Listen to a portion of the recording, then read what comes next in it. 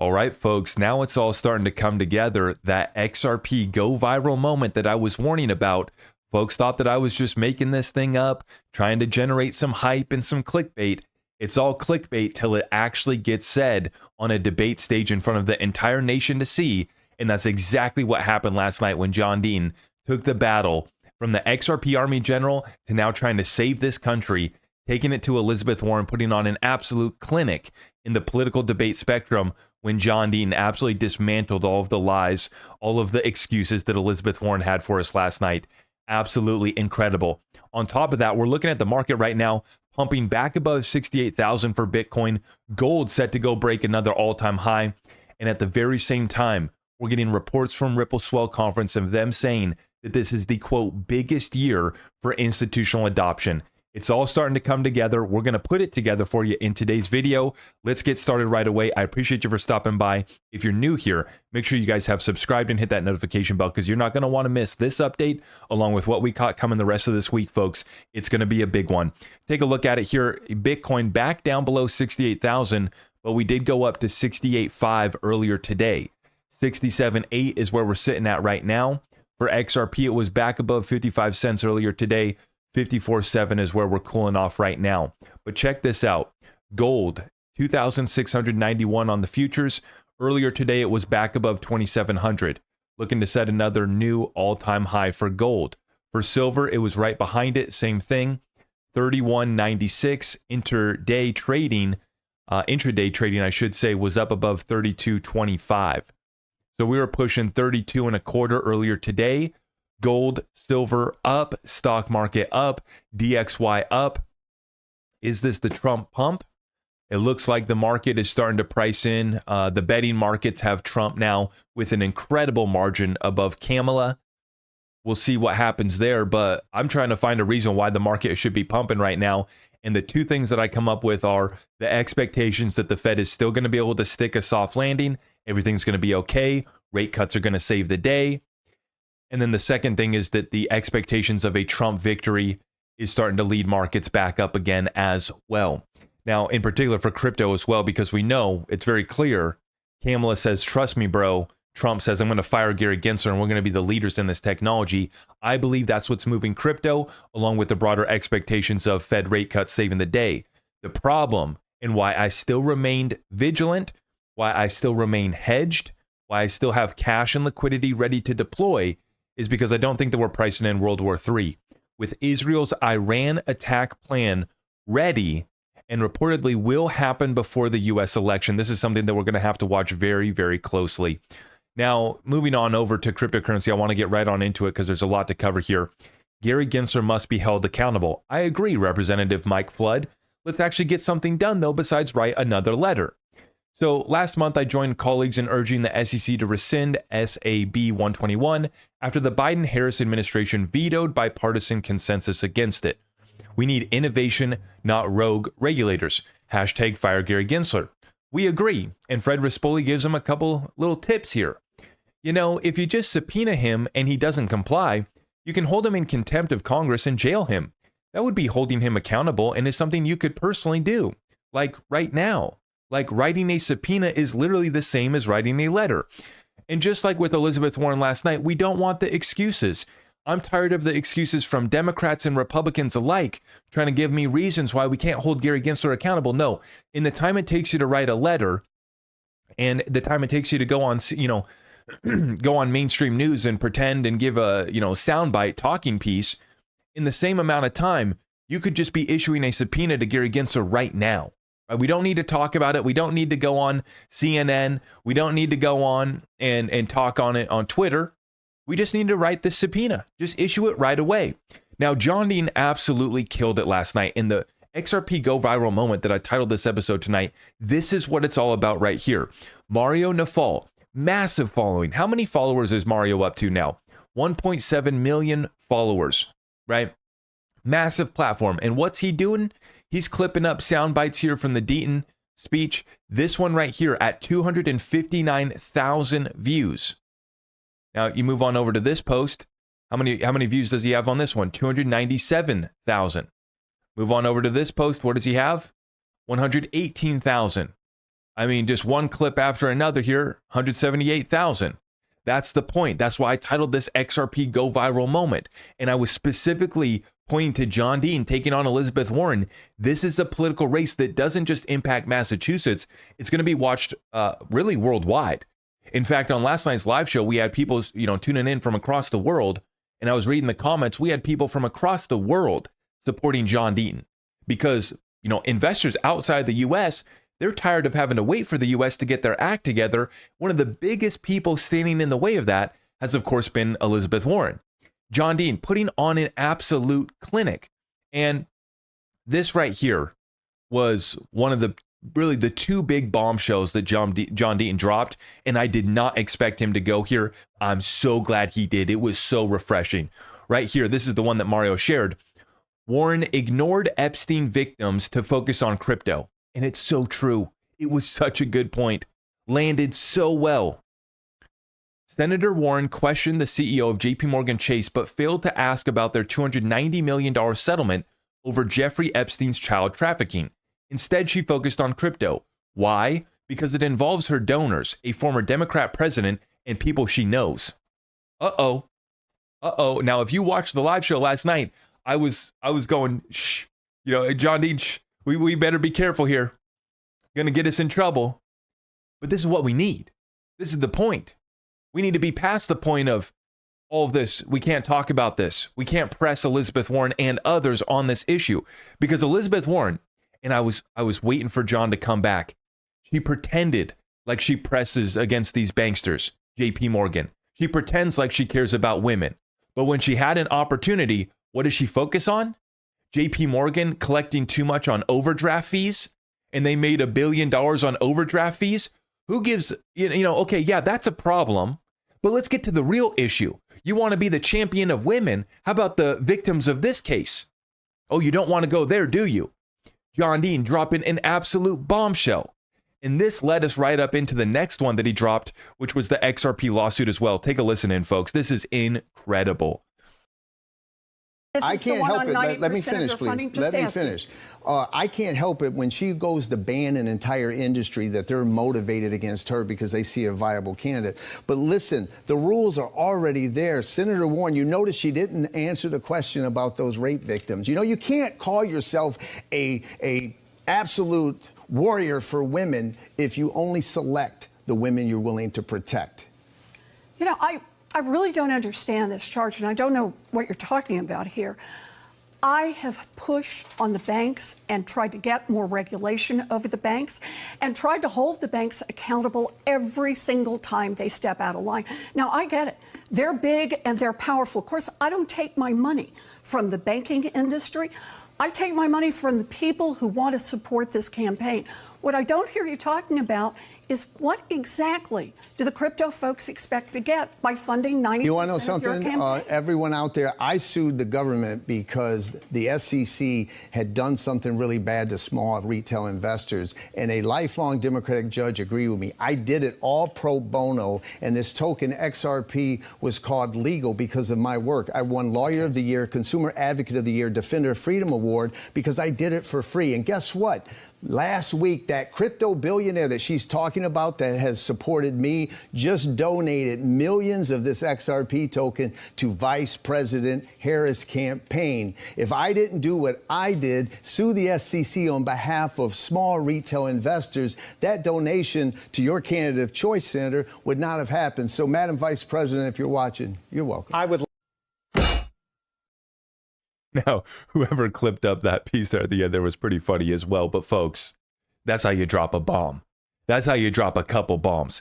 And that's how you bring accountability that we want so badly. We desperately want this type of energy brought to DC.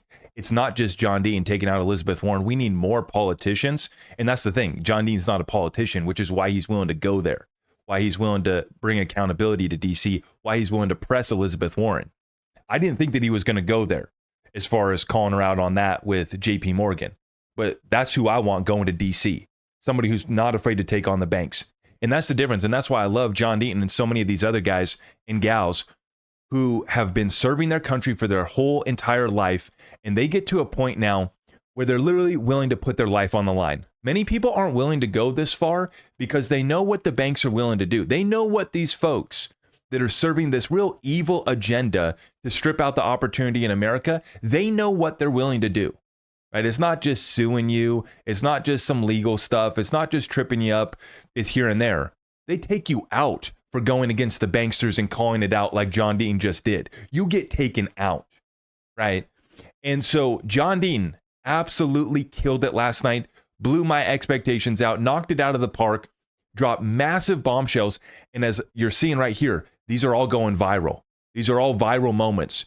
John Dean against Elizabeth Warren, a debate that's not just going to be seen by the people of Massachusetts. The entire country's watching this, right? The entire country in crypto space is tired of Elizabeth Warren. Now, Cowboy Crypto is already over the target, of course, talking about Elizabeth Warren's husband, ex-husband. I wonder why it didn't work out there. Jim Warren was a NASA engineer who was highly regarded for his mathematics, his DNA work. But there were several NASA astronauts on the, not going to say it, on some logs. And it appears that he might have been on there as well. Right here, look at this one, folks. Senator Warren probably danced around John Dean's comment because her ex-husband, Jimmy Warren, was on the Lolita Express. That's a problem, isn't it? And the problem is that the amount of politicians that we have serving us, quote unquote, serving us, have been that have been compromised is staggering. We might have to get rid of a lot of these politicians, right? If they haven't been compromised in this situation, they've been compromised in others. This is why we need freedom defenders, people, fighters for the people like John Dean in office. We're going to go there.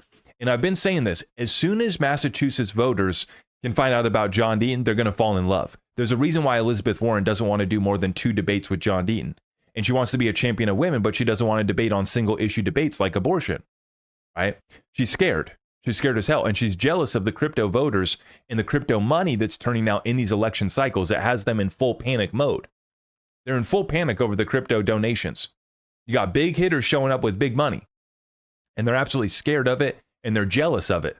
She kept on saying, what are the crypto voters going to get? They're going to get a level playing field. That's all we want.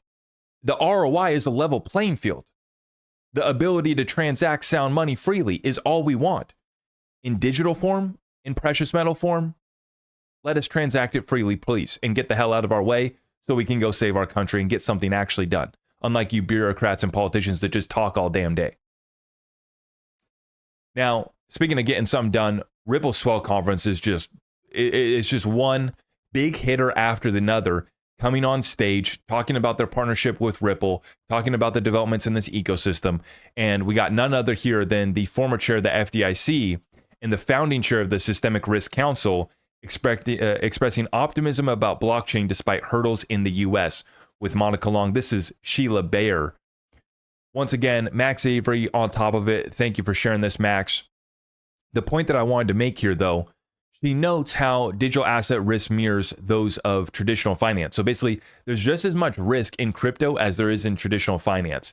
It's just the technical functions of what you're investing in is a little bit different, but the same risk is there. And what I wanted to note, though, is that this is another person who's coming on board. She's going to be on the advisory board of Ripple's stablecoin. But I want to note here how Ripple gets these people. This is not just like someone who interned somewhere for a couple months and then comes and joins the board of directors at Ripple. Like all these connections with Ripple that you're seeing from the Fed, from the FDIC, from all these other banks and institutions. It's not like, oh, someone who knew about something or was friends with somebody, or they did an internship, or they worked on a tiny little project for the Fed for a few months and then moved on. No, no, these people are literally the former chair of the FDIC, the founding chair of the Systemic Risk Council. Go look at what Michael Barr did, where he went, where he's currently serving right now. He was board of advisors at Ripple. Now he's the supervisor of the Fed. And he was literally put in charge of managing the banking crisis last year. Now, whether he did a good job with that or not, the point that I'm making is that these are not Joe Blow Schmo who worked somewhere, kind of was part of something. No, these people are in charge. And look how much of it relates to systemic risk. Does on-demand liquidity help and solve against systemic risk? Absolutely. Does the New York Department of Financial Services show up at any other crypto conference? No. Do they show up to Ripple Swell? Absolutely. Adriana Harris, which this is so funny, Ripple stablecoin's ready to go. They're ready to flip the switch. The only thing they're waiting on is the New York Department of Financial Services to give them the green light. And they literally have the superintendent of the NYDFS speaking on stage at Swell. Just like they've had former Fed Chairman Ben Bernanke, just like they've had former President Bill Clinton. I think they also got Snoop Dogg. They bring in the culture. They bring in the corporations. They bring in the central banks. They bring in the who's who of the entire financial world. And yet folks are still getting fudded out of their XRP bags right now. Look at what's happening before you. And this is the final point that I'm going to leave you guys with right here. Ripple President Monica Long saying that their observation is that this has been the biggest year. Let me repeat, the biggest year for institutional adoption in this space. And yet retail investors are so focused on today's price. They see all these announcements. Oh, all these announcements are great. Why doesn't XRP go up? Right? Well, XRP is going to go up. We're building fundamentals. We're building infrastructure. We're building momentum that's going to take us not just for a little pump and dump like so many crypto projects. This is going to be up and to the right for a sustained period of time. 5, 10, 20 plus years, new financial system type of infrastructure being built out. Not, oh, we're building a little bit of momentum so we can pump this thing up, dump it, and move on to the next thing. No, this is lasting power. Let's hear it here from Monica Long, president of Ripple.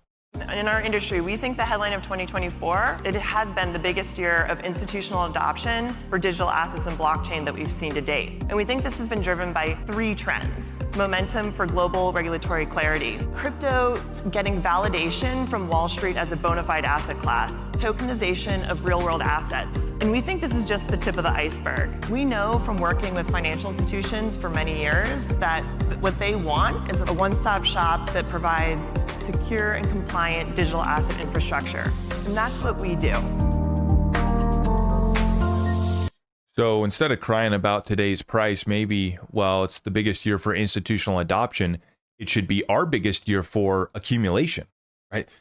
While we sit around here and we look at this opportunity, wow, biggest year for institutional adoption.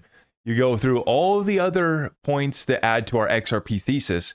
Maybe it should be our year for, our biggest year for XRP accumulation, right? How much longer are we going to get these cheap prices?